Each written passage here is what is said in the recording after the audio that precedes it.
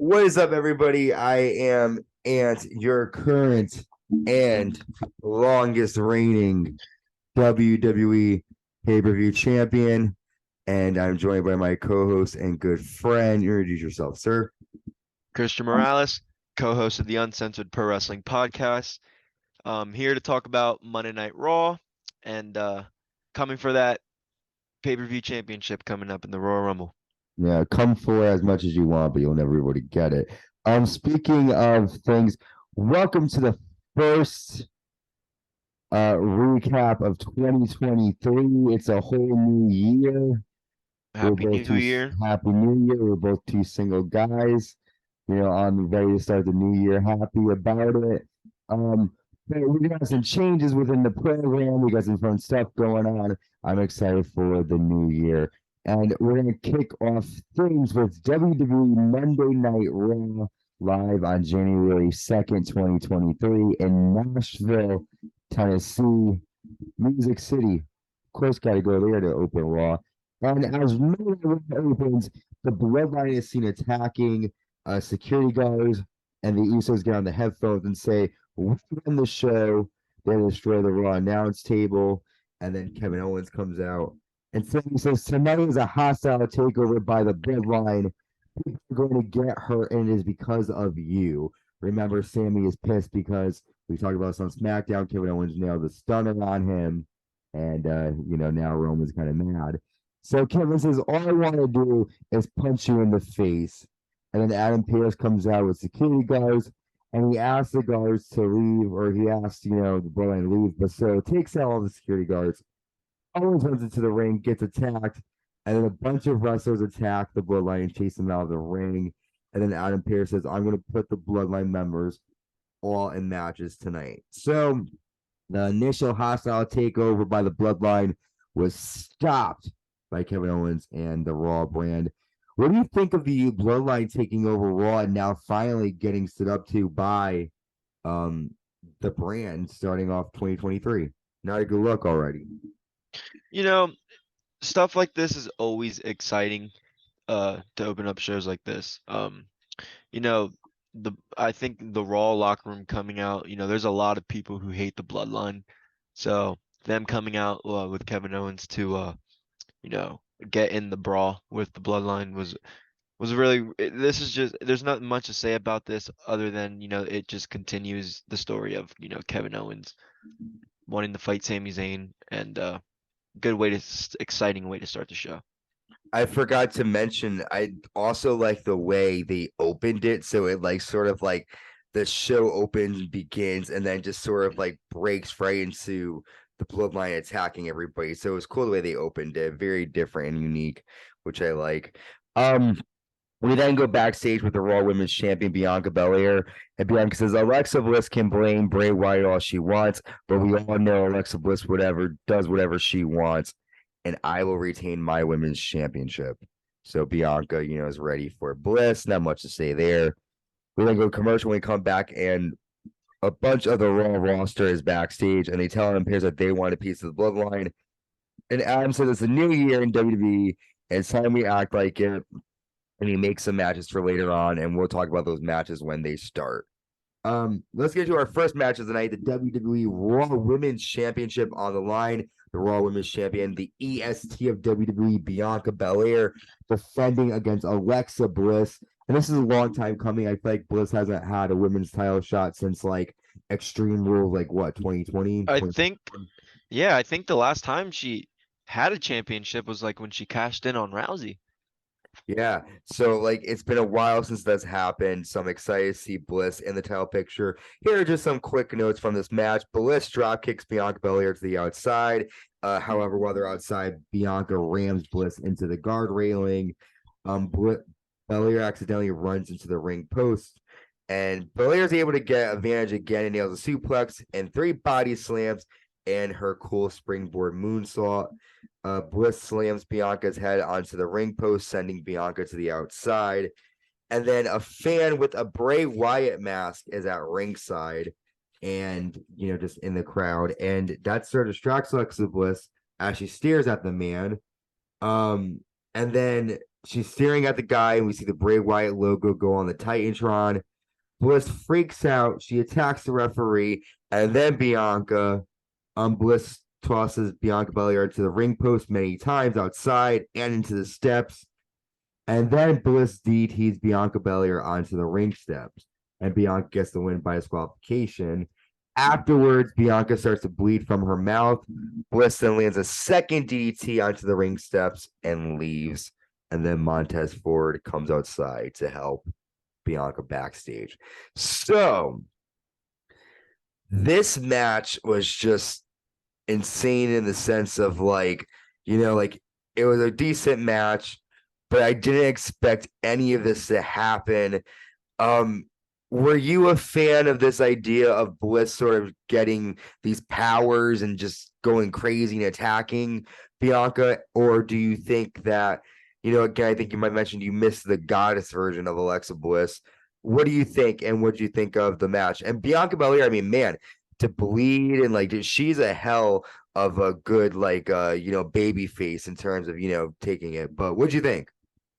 Right. So to answer your first question, I definitely think it just doesn't make sense why Alexa's doing all the crazy, uh what's it called? Character changes every time, Bray Wyatt pops up. It doesn't make sense to me because I don't again, have we heard Bray Wyatt on SmackDown even mention anything about Alexa Bliss or her being Sister Abigail or anything like that? No, we have not. He's doing his LA Knight Uncle Howdy shit. So this is I generally don't understand what they're doing. They have to be planning something big because they're on two different brands.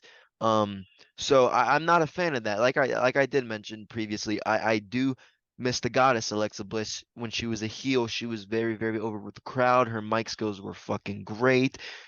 I loved Alexa Bliss back in like 2017, 2018. She was a fucking good. She was up there. Her and Charlotte ran the women's division at that time. But the match itself, I thought it was a stupid finish with the match that was way too long. I definitely think I don't think that I think the dude in the crowd that was in the Bray Wyatt shit, I definitely think he was a part. Like I definitely think, I don't think that's a fan. I definitely think that was because coincidentally, why would the thing pop up on the Jumbotron right after that? So that caught my eye a little bit there. Um I just think, with a disqualification match like this, and we see Bliss go crazy on Belair after the match. I just think this is just another thing where they're gonna show Alexa Bliss with her, crazy character here, and then that causes to do those random attacks, and then probably fight again at the Rumble. I have a theory that was going to end up happening is it's not going to be actually like Bray doing this. It's going to be Uncle Howdy. And anytime you see the logo, it's him trying to recruit people to go against Bray. And, because she gets, she was mad at Bray. She's like, he abducted me, did all this stuff, da, da, da. And then she gets these powers. And then it's, That's a good theory. that's just what I think. I can see this happening in many different wrestlers on the shows, where they're fighting and just see the logo and they're like, uh-oh, like, are they going? It's weird. It's weird. It's weird. Yeah. But yeah, it definitely was a plant. It wasn't like a real person out there. But I really like this thing going on with the women's division on Raw. It's a bit different. I like what's happening there, and we'll discuss more about the women later on. We'll see Austin Theory is backstage, and Theory says 2023 is going to be my year. I dropped Seth Rollins last week. Seth Rollins is the past, and I'm the new future. I'm outplaying Rollins on every turn. Not too bad for a kid, huh, Seth? That's about it. Good promo. We see Elias come to the ring. I mean, there's really not much to say about. No, there's not. There's really nothing. There's nothing to say going about it. on. It's just a usual Theory promo.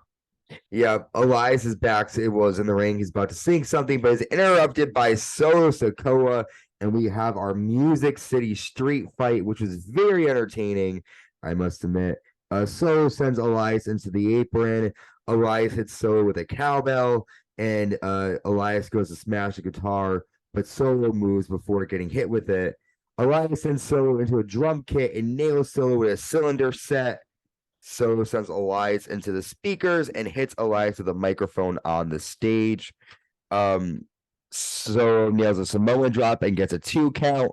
Elias nails Solo in the back with an electric keyboard and gets a 2. Solo accidentally runs into the ring post, and Elias hits Solo with a tambourine and a splash in the corner. I can't believe I'm saying this in a match. Elias nails a spine buster and gets a 2 count. Solo nails a super kick. And who is this? What was this guy? Hardy? Who is this guy? He's a country singer from Nashville. Okay, so Tyler probably knows about him because he's from Tennessee.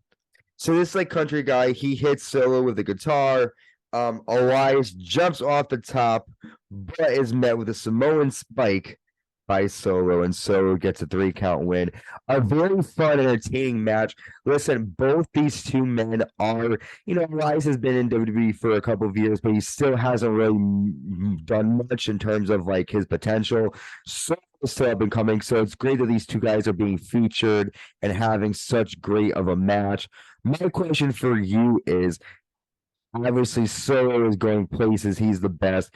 But who do you think is going to have more of a better year in 2023? Solo and Elias. And what do you think of the match? Definitely Solo.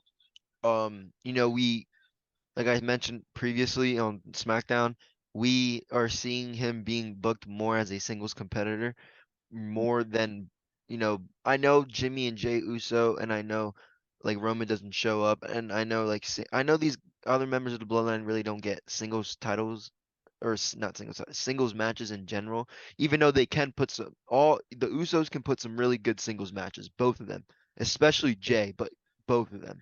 So I definitely think Solo's gonna have a big 2023.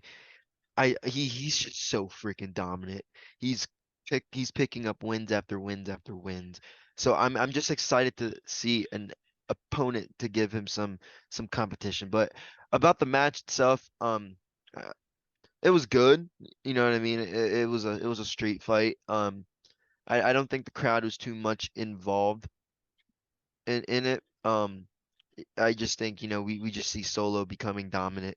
I personally didn't watch too much of it just because I don't care too much about street fights when I know, like, I don't want to sound this guy, but like WWE street fights are kind of corny to me. I like the AEW street fights a whole lot better.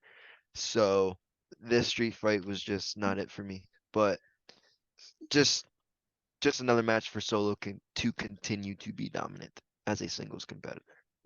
Respect.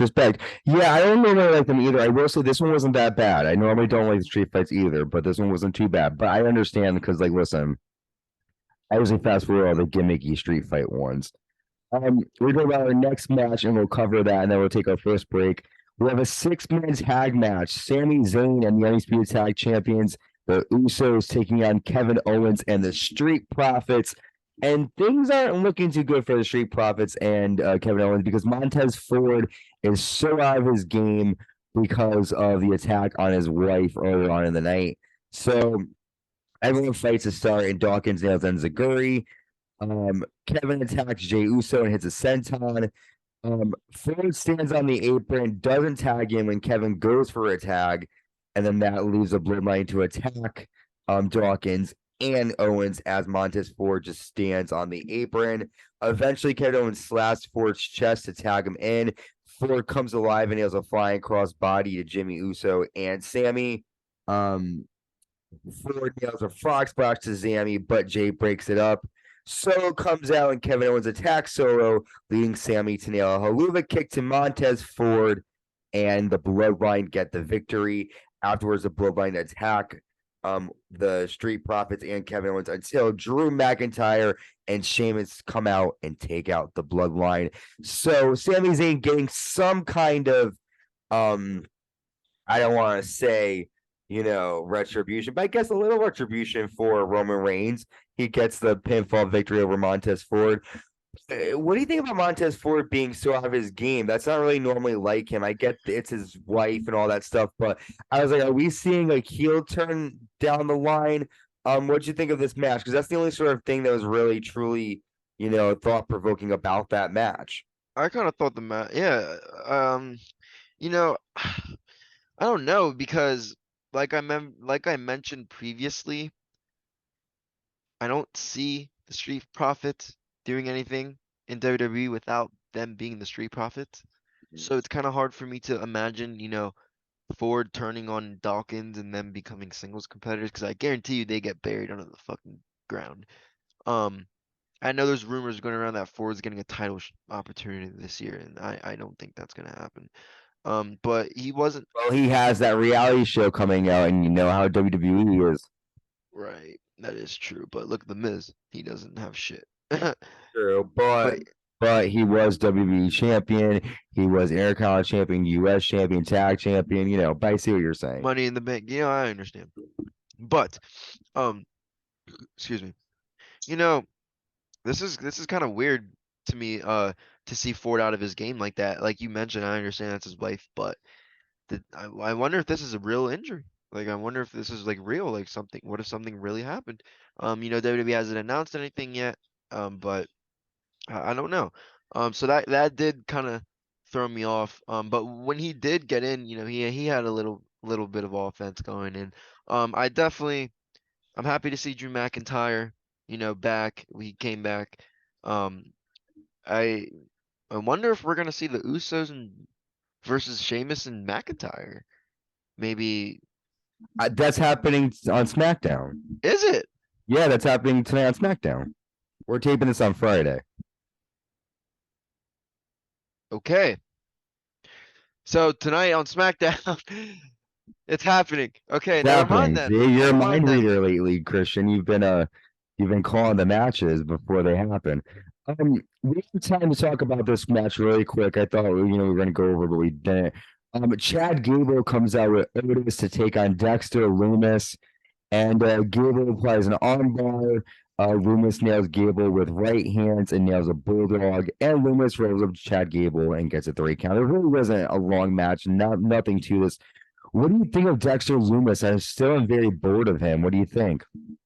So listen, I went, and I'm gonna mention this because it has something to do with what I gotta say. So I went to the WWE live show recently where AJ Styles got hurt, and Dexter Lumis was there, and man, that crowd the crowd loved it. And the reason I'm saying this is because with this match, I really feel like the crowd was not cheering for Dexter. So that just kind of confused me. Um, but we see Gable having another good match that he loses.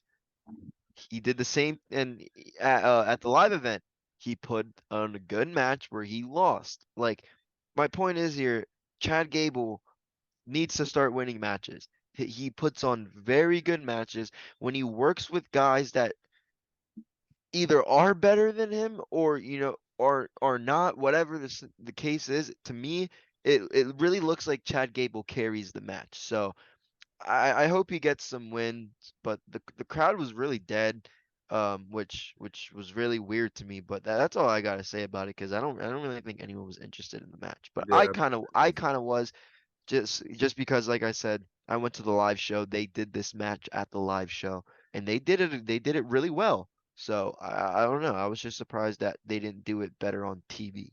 They did it better at a live show than they did it on TV. So that was Yeah. kind of weird. I mean, they do that sometimes. They do have, something to go to a live show, you get better action.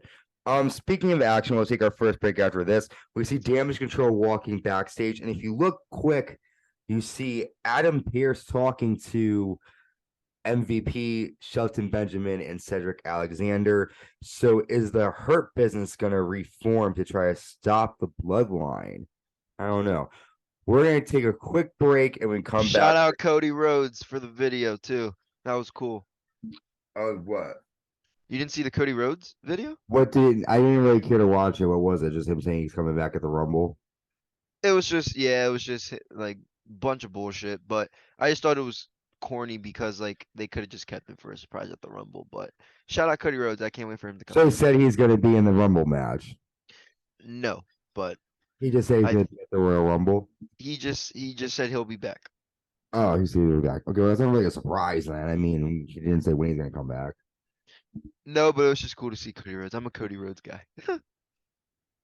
You do a smile and a giggle. Keep I it up. liked him a lot when he was in AEW, You do a man. smile and a giggle. Do you have dimples? Let me see. Do a smile. I don't know. Smile. I'll tell you. Hi. No, not I really. don't think so. No, Not really. I don't think so. Okay. Anyways, so when we come back, we're going to talk about potential Hurt Business coming back. Vince McMahon actually coming back. I don't know. I want to Jesus get your thoughts on Christ. that. And a lot more to talk about when we come back with our Monday Night Raw, January 2nd, 2023. We're off to a great start to 2023. We'll be right back. Stay tuned. Welcome back to the Uncensored Pro Wrestling Podcast. I'm still Ant, your current and best, longest reigning WWE pay-per-view champion of all time, and that is the eventual loser of the WWE Royal Rumble pay-per-view predictions because I am not going to give up this title easily. Introduce yourself, sir. I'm still Christian, and I will be taking that title. But let's jump back into Monday Night Raw. Talk about some damage control. Damage control. So yeah, so they come out, but before we talk about damage control, sir, hang on. What do you about Hurt Business? Do you think they're going to come back? Yes. I don't know, man. We saw Shelton Benjamin do his 20 years on main event.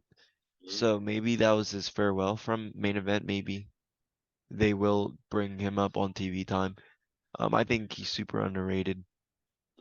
Bobby Lashley's been off for weeks. Was it Benjamin? It was Benjamin Lashley and Alexander, right? Yep, they with MVP. Yep. Yeah, right. So, Bobby Lashley hasn't been on for a few weeks. Um, and I've seen interviews where he has teased about it. So I'm I'm I'm excited, man, because Shelton Benjamin's very, very underrated, and he I like deserves Shelton to be doing Benjamin. some. I love him, man. It sucks that they celebrated his 20 years on main event. They could Yeah, at least gave him something small on Raw or or something, SmackDown or something. Yeah, Shelton or Benjamin. post Raw, or yeah, after the show, post it on the YouTube channel or something. They could have done him a little better, but Well, we'll see eventually what her business, what happens. But Damage Control come out to the ring, and Bailey says we are in the home where Damage Control was created. Bailey says we need to address the Irish elephant in the room. I beat Becky Lynch, and it sure was fun, and I did it all by myself. That's when Becky Lynch comes out. Becky says you act like you invented the wheel. I sound like her. Like you invented the wheel, but it's the same thing. You're a coward and a fraud. You feel comfortable in someone's shadow. The tag team is doing all the work and you get all the glory. Someone is eventually going to turn on someone. And Becky says, since it started in Nashville, let's finish it here tonight. And he says, no way. Find yourself a partner and fight these two instead. And Becky says, you know, I'll fight them both on my own. So Becky challenges the women's tag champions Damage Control to a handicap match. And the match starts. Bailey has control. She lands a hip toss to Dakota Kai into Io in the corner. Control then attacks Becky until Mia Yim comes down, and it becomes a tag match with Mia joining forces with Becky. Becky lands a leg drop to Dakota Kai onto the apron. Becky also nails a missile dropkick and gets a 2 count. Becky and Mia nail a double superplex to Kai. Mia nails a hurricane rana to Kai, but Becky attacks Bailey outside of the ring, which allows Io Sky to nail an over the moonsault to Yim to get the 3 fall. Really just a way to kind of put over Damage Control over Becky Lynch. What do you think of this? I mean, what do you I think? was just surprised that Damage Control got the win. It was a non-title match. I thought, Becky was gonna babyface and win it. But I thought the match was good. It included some 4 really good women's wrestlers that we've seen. I'm happy Sky and Dakota Kai are back because they've continued to put on good matches like this. Um, I thought it was cool, for I knew something with the damage control was going to happen because, like you mentioned, this is where they're in Nashville. This is where they debuted all three together. They came back as a group. So no surprise, but no surprise that Becky Lynch wasn't pinned. They're trying to keep her, her momentum going, and it was just kind of a foolish, not foolish, corny way to finish it, but that's a heel match. Like that's a way a heel would win a match, so it just makes sense. I just hope we get Becky and Bailey at the Rumble. I really want to see that. Um, we see a Seth Rollins interview backstage. Really, nothing new there. We see country music singer Jimmy Allen in the crowd. Alexa Bliss is then backstage, and Bliss says, "I gained control of Bianca Belair's headspace, and now she knows I'm the only threat, and that the title is mine." And she basically says that she gained these new powers. So we're gonna see this probably. Hopefully, we get Bianca and Bliss at Rumble again to kind of sell the score. Speaking of selling the score, though, Dominic Mysterio has a promo out, and Dominic says, "I served hard time and I survived." He says, "Prison changes a man, and I'm just getting started. Mommy, I'll see you soon." What do you think of this new, harder Dominic Mysterio? I could kick his ass. This makes him look like a little bitch. This is stupid. Ever since he's joined Judgment Day, he's just been less interesting than he was when he was doing his shit with Ray. I'm not interested in Dominic Mysterio whatsoever. I'm more interested in Logan Paul than I am in Dominic Mysterio. Dominic Mysterio doesn't impress me. This was corny. I could kick his ass. This made me kind of laugh. I didn't even watch. I didn't even watch it. I watched it on YouTube. I didn't want to fucking watch this shit. Yeah. Yeah, I mean, it was very strange. Him on the white and like it was just strange. But this isn't strange. This is our main event, the WWE United States Championship on the line. The champion Austin Theory defending against Seth Rollins. Before the match, though, we get a promo from Bronson Reed.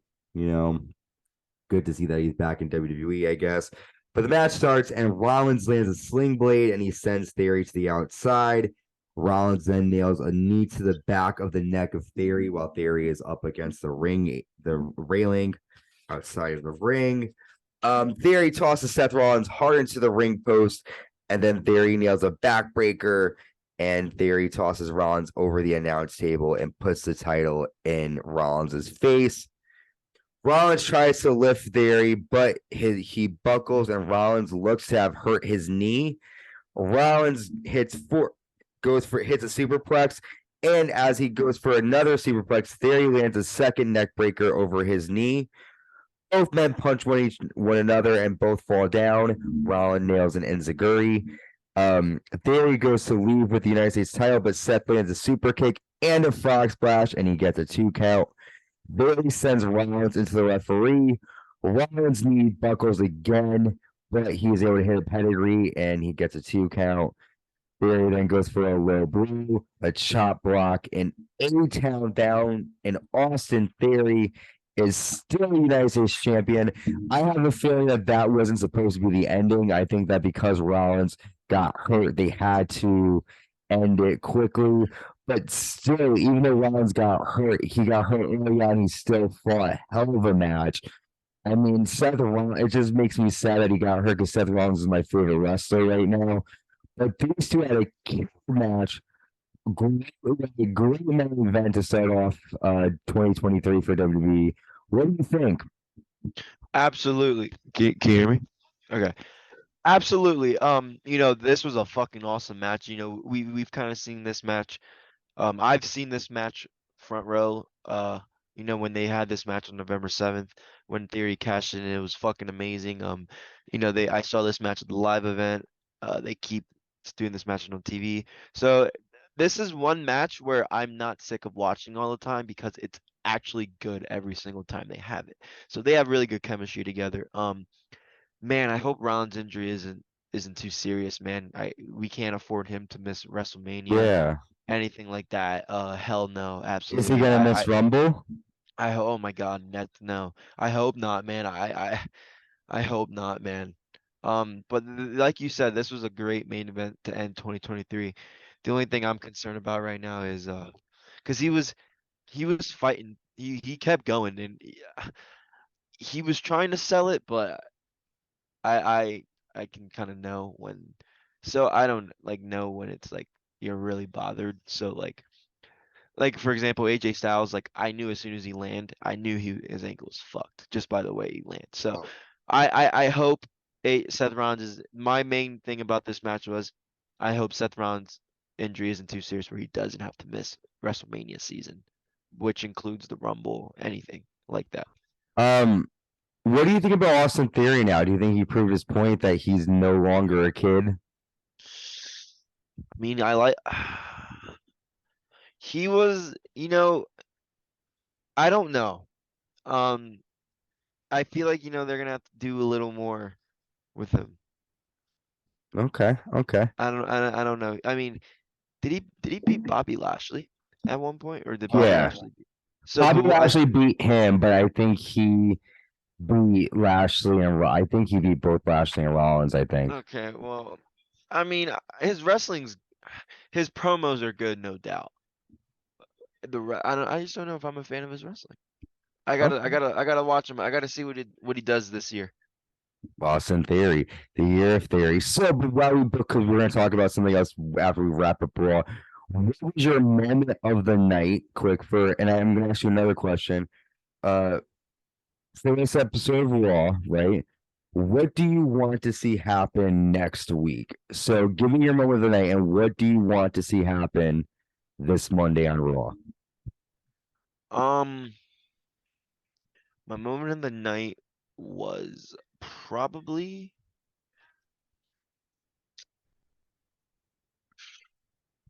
I mean, there wasn't really anything too interesting to that like caught my eye, but I will say I'm gonna say the holy shit, Anthony, you put me on the spot. I'm just gonna say the beginning segment. That's always an exciting way to start a show. So that was my moment tonight. What do I want to see on Raw this Monday? Um, you know, I definitely think they need to we need to update on Belair for sure. Um, I think we need another promo I think they need to start announcing more Rumble matches next Monday. So I think they'll do that actually. Um, what else? What else? I would say Seth Rollins, but he's kind of hurt. Is her We haven't seen the Judgment Day, so maybe we'll see some okay? action from the Judgment Day.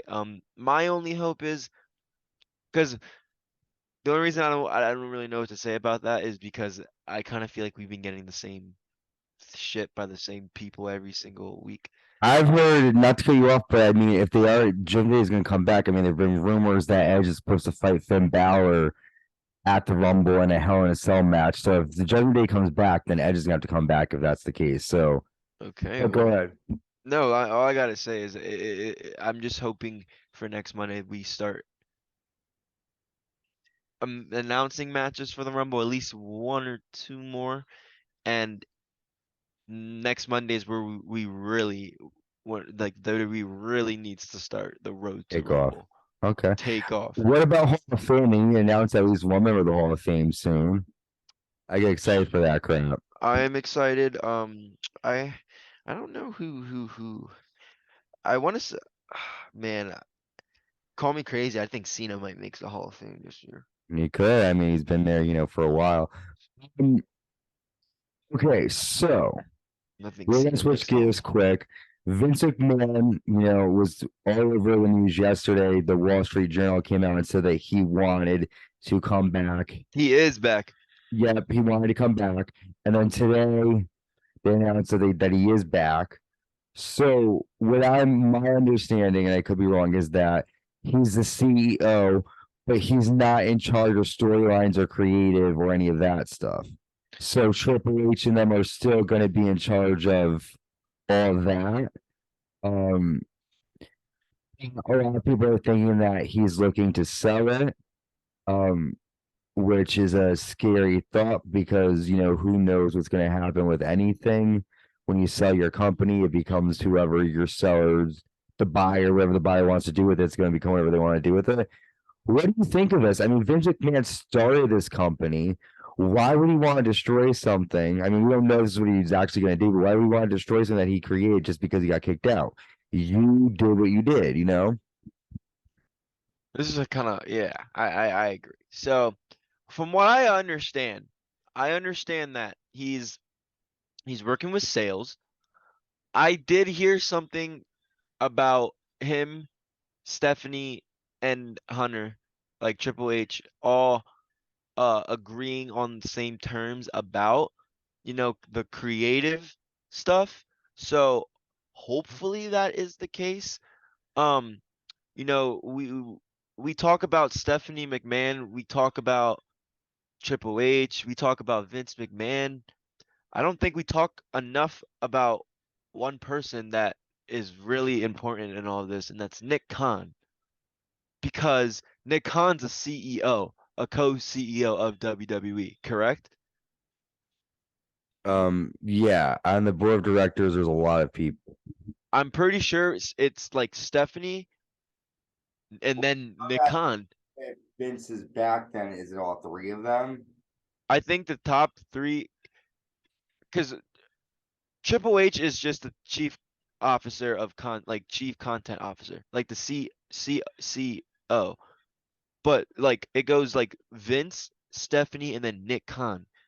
But anyway, my point was the reason I mentioned Nick Khan is because if you if you think Vince is selling the company, who would he sell it to? I think he would sell it to Stephanie. Wouldn't that make sense? Because you're right. Why would he want to build something why would he ever want to build something he created? And especially something as the WWE. Why would you want to destroy that? Like you mentioned, you did what you did. Um, the fans, I don't think he never I don't think Vince McMahon has ever given a shit about what we want. And now we're finally starting to get what we want. We're starting to see I genuinely think we're starting to see a new version of WWE, and I'm scared as hell that Vince McMahon is going to ruin it. If Vince McMahon comes back and has anything to do with the creative, I will put money right now AEW will take over 2023 because this is the same shit. People left WWE because of Vince McMahon. People come back to WWE because of Triple H.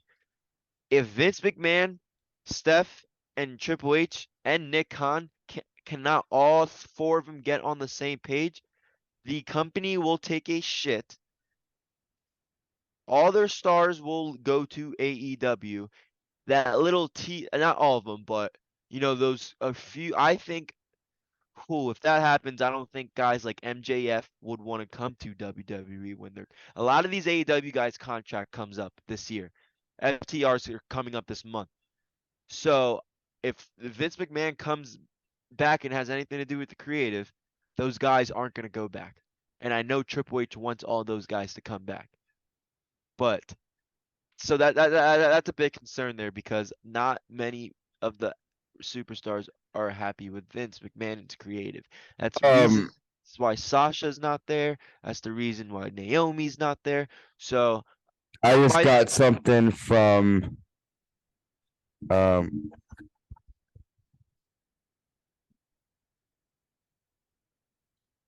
I'm done finishing anyway. The only thing I want to say is I just hope everyone agrees that Triple H's version.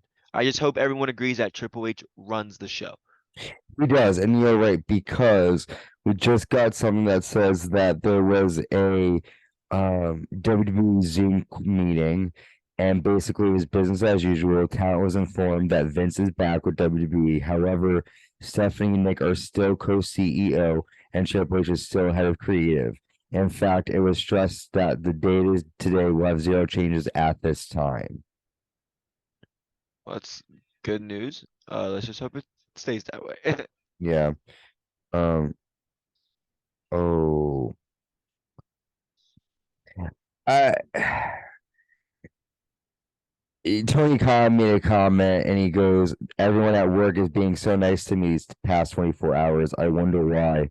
It must be belated holiday spirit. See you on TNT for Rampage and Battle of the Belts." I'm gonna be honest, I didn't know what that meant. He's basically saying that because people were like, happy to leave AEW to go work for WWE because Vince is gone.